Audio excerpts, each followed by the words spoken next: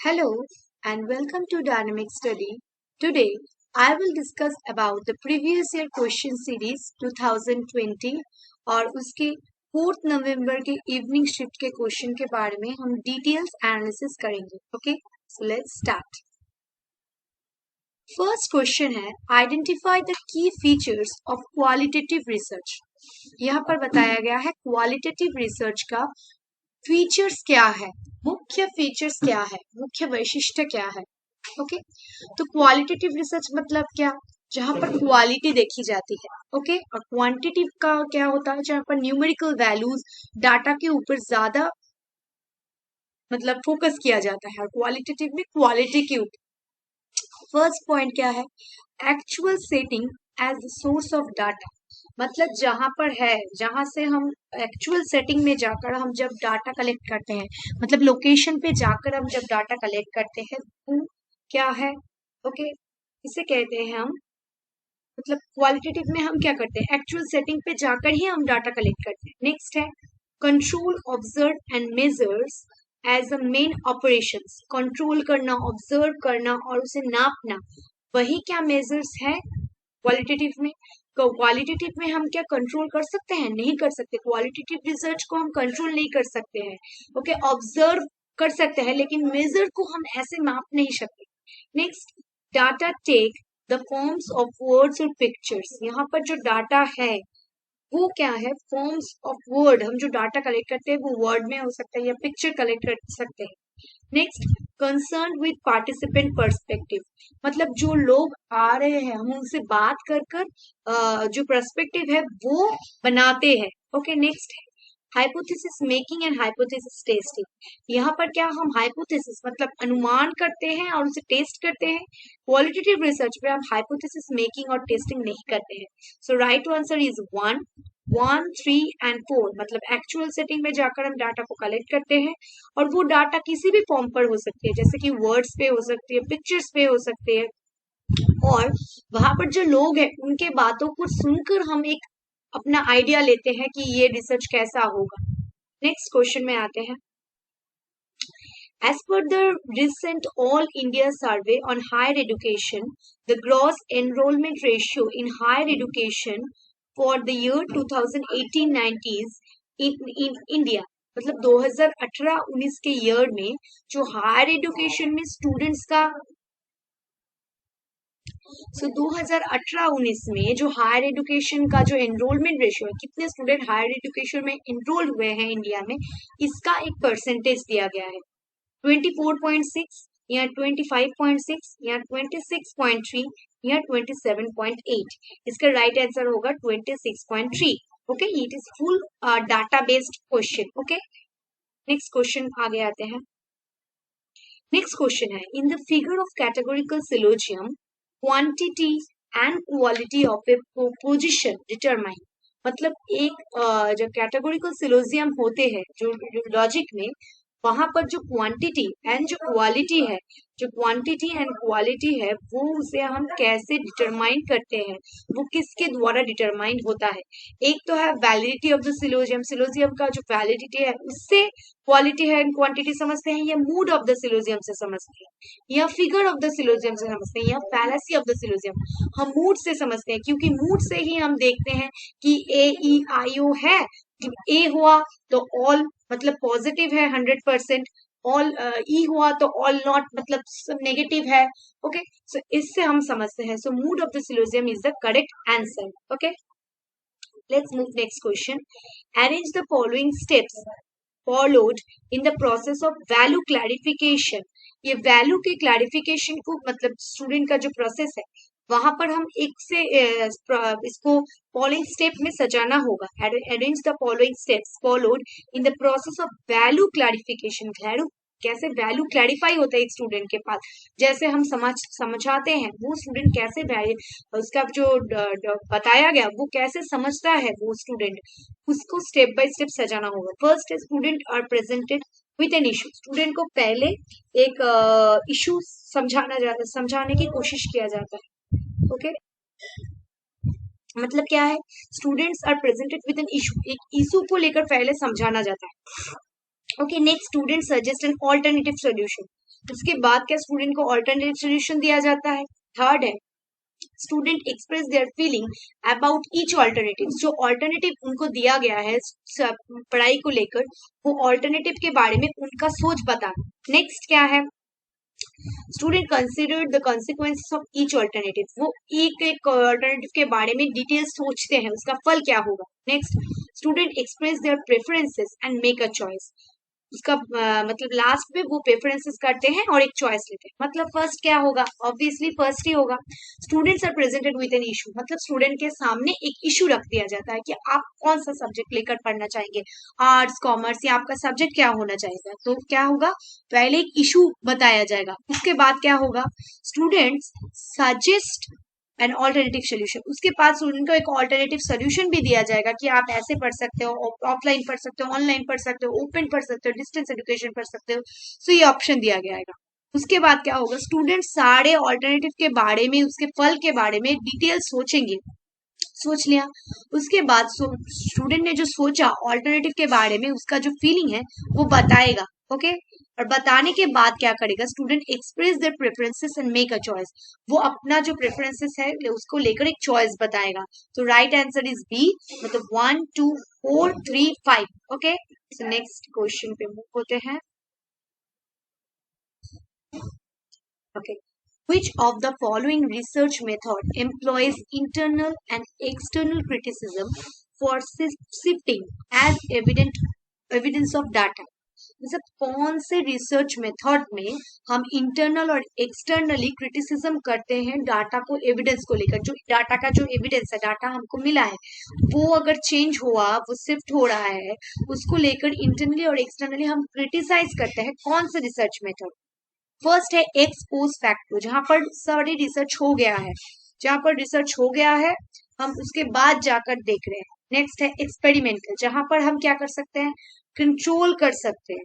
Historical क्या है, जब प्रीवियस डाटा के बारे में हम, उसके बारे में जो डाटा है उसको लेकर जब हम क्रिटिसाइज करते हैं, उसके बारे में सोचते हैं वहां पर। और डिस्क्रिप्टिव मेथड में क्या करते हैं, जो डिस्क्राइब किया गया है रिसर्च, उसे हम डिस्क्रिप्टिव मेथड के द्वारा जो देख रहे हैं उसे लिख देते हैं। तो यहाँ पर क्या है, यहाँ पर जो रिसर्च मेथड है वो इंटरनल एंड एक्सटर्नल क्रिटिसिज्म करते हैं और एक शिफ्टिंग देता है। मतलब सोचिए कि पहले हम कुछ और टेक्निक से दवाई देते थे, पहले हम फलों के या फूलों के रस से मेडिसिन कंज्यूम करते थे, लेकिन अब एक टैबलेट के फॉर्म में आया है। सो पहले का जो टेक्निक है उसे हम क्रिटिसाइज करते हैं और इंटरनली और एक्सटर्नली उसकी क्रिटिसिज्म करके एक नया डाटा लाते हैं। सो ये होगा हिस्टोरिकल मेथड में, ये हम करते हैं। Okay, so the right answer is 3। Next आते हैं, given below are 2 statements. 2 statement दिया गया है, वन इज लेवल रीजन, एक है रीजन और एक है एसेटेशन। पहला एसेटेशन क्या है, teaching learning system must be carefully planned, adequately implemented and appropriately evaluated। ये टीचिंग एंड लर्निंग जो सिस्टम है, पढ़ाना टीचर है, लर्निंग जो सिस्टम है, ये मस्ट बी, इसको अच्छी तरह से केयरफुली प्लान करना चाहिए। मैं क्या पढ़ाऊंगी आप लोगों को, वो मुझे पहले से प्रिपेयर कर आना चाहिए एंड उसे एडिक्वेटली अच्छी तरह से इम्प्लीमेंट करना चाहिए एंड अप्रोप्रिएटली इवेल्युएटेड, मतलब मुझे अच्छी तरह से प्रिपरेशन लाकर पढ़ाना चाहिए और उसे अच्छी तरह से बताकर समझाकर इम्प्लीमेंट करना चाहिए। और क्या है, उसे अप्रोप्रिएटली इवेल्युएटेड करना चाहिए। मैं अगर पढ़ा रही हूँ टॉपिक, उसके बाद जैसा क्वेश्चन एग्जाम में आता है उस रिलेटेड मुझे क्वेश्चन लाना चाहिए, आपको पूछना चाहिए। सो ओके, ये तो ठीक है। नेक्स्ट देखते हैं, रीजन क्या है, effectiveness of teaching learning system is pre requisite for all level of education.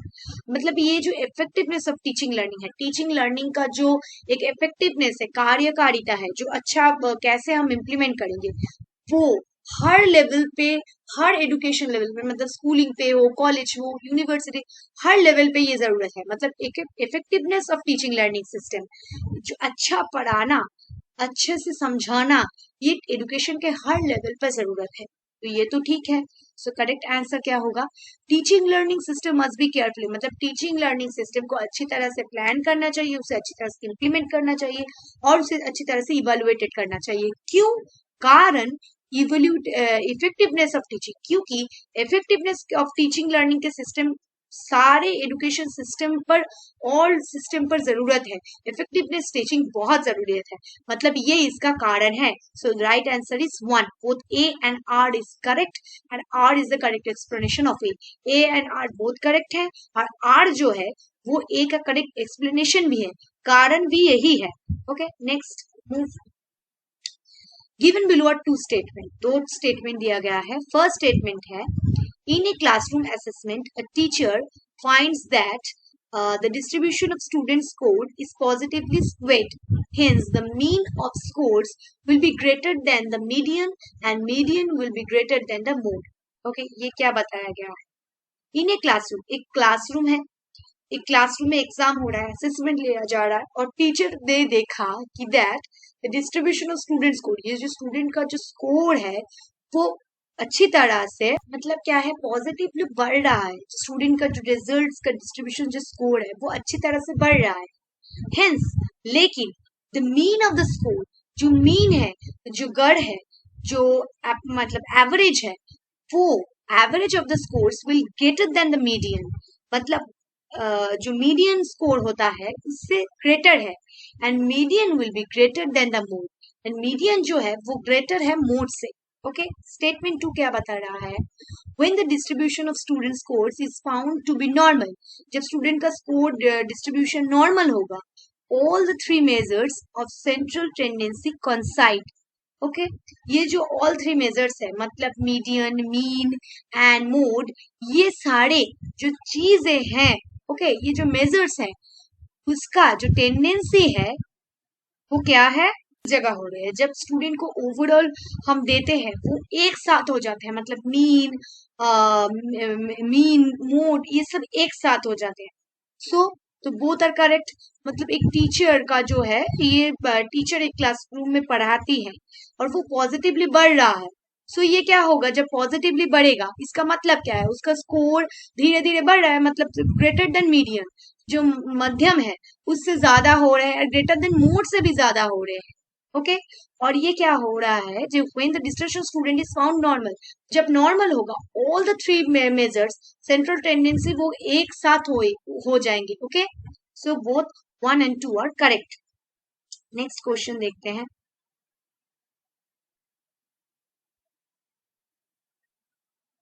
Okay, which level of teaching uses higher level of cognitive abilities as specified in Bloom's taxonomy? ये blooms taxonomy में जो बताया गया है, जो cognitive ability का higher level है वो कौन से लेवल पर जाकर होती है, मतलब हायर लेवल ऑफ टीचिंग हम किसे कहते हैं? फर्स्ट है मेमोरी लेवल, जहां पर मेमोरी करते हैं, रटते, हम चीजें याद रखते हैं। अंडरस्टैंडिंग में हम समझते हैं, और रिफ्लेक्टिव में हम क्या करते हैं, रिफ्लेक्टिव में हम रिफ्लेक्ट करते हैं, किसी भी चीज को समझकर उसे बताते हैं, उसे नए तरह से अंदाज देते हैं।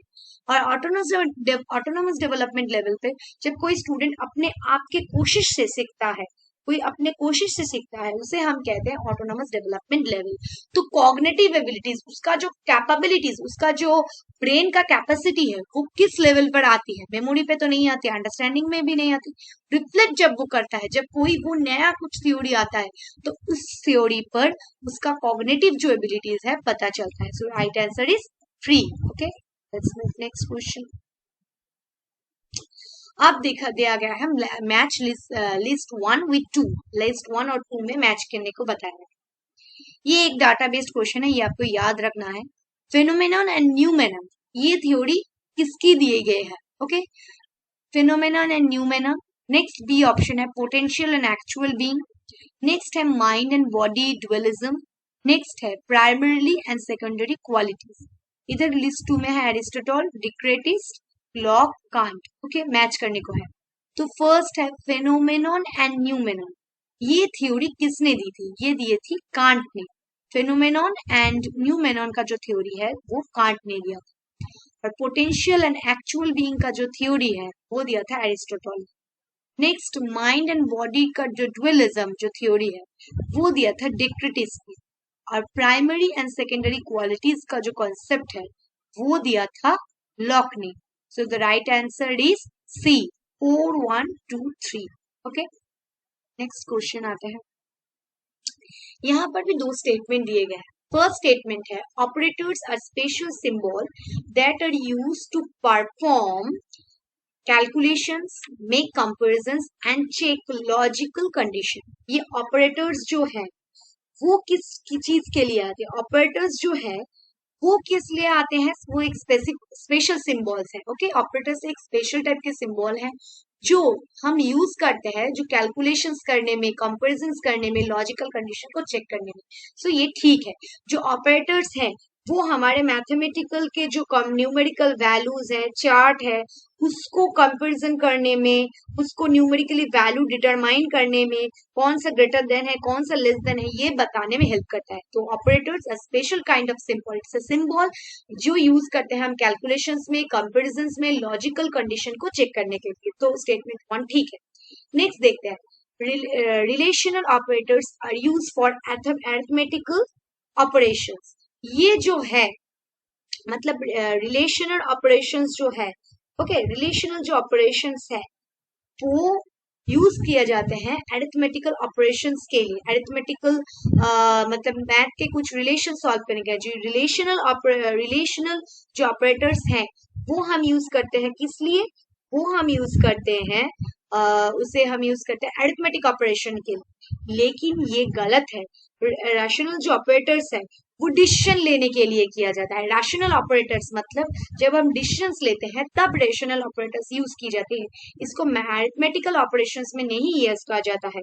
अरिथमेटिकल ऑपरेशंस के लिए मैथमेटिकल कैलकुलेशंस यूज किया जाता है। ओके, अरिथमेटिकल ऑपरेशंस को जो मैथमेटिकल कैलकुलेशन है उसके लिए यूज किया जाता है। ओके, और जो रैशनल ऑपरेटर्स है वो डिसीजन मेकिंग के लिए किया जाता है। सो द राइट आंसर इज 3 1 तो करेक्ट है, लेकिन जो 2 ऑप्शन है वो इनकरेक्ट है, वो ठीक नहीं है। So that's the lecture. Thank you for it.